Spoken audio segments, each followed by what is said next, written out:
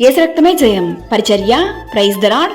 June 12వ తేదీ 2025.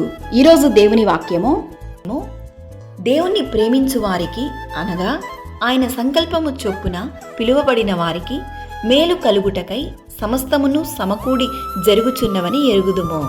రోమీలకు రాసిన పత్రిక 8వ అధ్యాయం 28వ వాక్యము. దేవుడు ప్రేమ స్వరూపి, ప్రేమలేనివాడు దేవుణ్ణి ఎరుగడు. మనం ఒకరినొకడు ప్రేమించిన ఎడల దేవుడు మన యందు నిలిచియుండును, ఆయన ప్రేమ మన యందు సంపూర్ణమగును. మనకు అనుగ్రహింపబడిన పరిశుద్ధాత్మ ద్వారా దేవుని ప్రేమ మన హృదయంలో కుమ్మరింపబడి ఉన్నది. దేవుడు మన ఎడల తన ప్రేమను వెల్లడిపరచుచున్నాడు.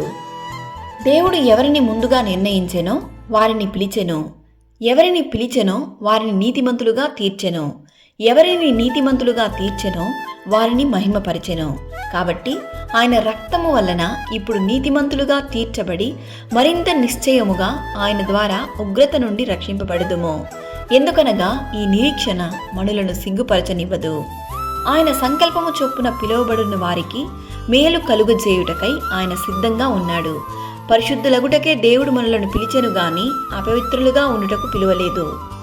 మరియు అన్నిటి యందు ఎల్లప్పుడూ మీలో మీరు సమృద్ధి గలవారై ఉత్తమమైన ప్రతి కార్యము చేయుటకు దేవుడు మీ ఎడల సమస్త విధములైన కృపను విస్తరింపజేయగలడు.